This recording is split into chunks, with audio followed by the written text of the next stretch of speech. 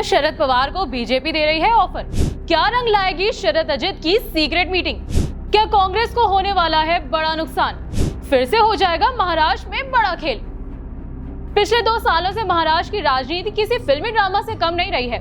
इन दिनों शरद और अजित पवार की सीक्रेट मीटिंग ने कांग्रेस की धड़कनें तेज कर दी हैं।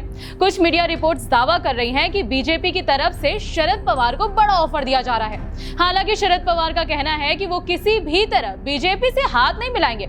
सवाल ये है अब कि आखिर इस तरह की अटकलें लगना कब से शुरू हुई?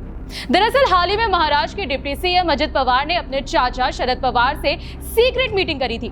ये सीक्रेट मीटिंग पुणे में एक उद्योगपति के घर पर हुई थी। चूंकि अजित खुद भी बगावत करके एकनाथ शिंदे और बीजेपी से हाथ मिला चुके हैं, इसीलिए आशंका जताई जा रही है कि अजित शरद को भी अपने पाले में करना चाहते हैं।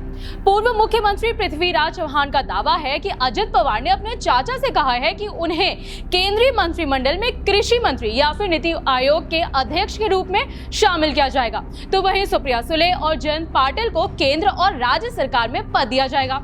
आगे बताया गया है कि शरद पवार ने इसे सिरे से खारिज करते हुए कहा कि वो किसी भी तरह से भाजपा के साथ गठबंधन नहीं करेंगे। जाहिर सी बात है कि इस दावे ने कांग्रेस की नींदें उड़ा दी हैं।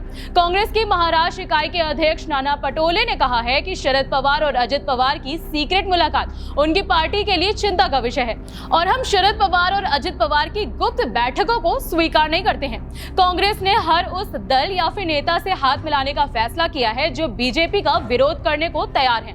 ऐसे में इन कयासों में कोई सच्चाई नहीं है कि कांग्रेस शरद पवार को साथ लिए बिना अकेले लोकसभा चुनाव लड़ने पर विचार कर रही है। अटकलों के बीच अजित पवार का बयान भी सामने आया है। उन्होंने कहा है कि पुणे में शरद पवार के साथ मीटिंग के दौरान कुछ भी विशेष नहीं हुआ। इस मीटिंग के बारे में ज्यादा सोचने की जरूरत नहीं है। पवार साहब पहले ही स्पष्ट कर चुके हैं। परिवार के सदस्यों के बीच हुई एक मुलाकात को मीडिया तरह तरह की पब्लिसिटी दे रही है, जिससे भ्रम की स्थिति पैदा हो रही है। अब अजित पवार कुछ भी कहें, धुआं तो उठ ही चुका है। इस मामले में उद्धव ठाकरे गुट वाले शिवसेना नेता भी नाराज नजर आ रहे हैं। संजय राउत ने क्या कहा है वो सुनिए। और कल से महाराष्ट्र में जो राजनीतिक माहौल चल रहा है,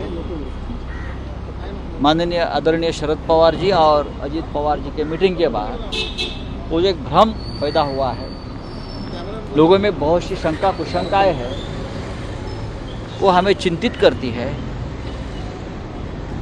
इस बारे में हमारी चर्चा हुई और ये जल्दी से जल्दी उस बारे में ये भ्रम जो है ये ख़त्म होना चाहिए। इस पर हम सबका एकमत हुआ है। जल्दी ही हम इस बारे में श्री शरद पवार जी से बात करेंगे। इन सब के बीच महाराष्ट्र की राजनीति क्या करवट लेगी, ये देखना दिलचस्प होगा। इस खबर में बस इतना ही। बाकी अपडेट्स के लिए बने रहिए जनसत्ता के साथ। धन्यवाद।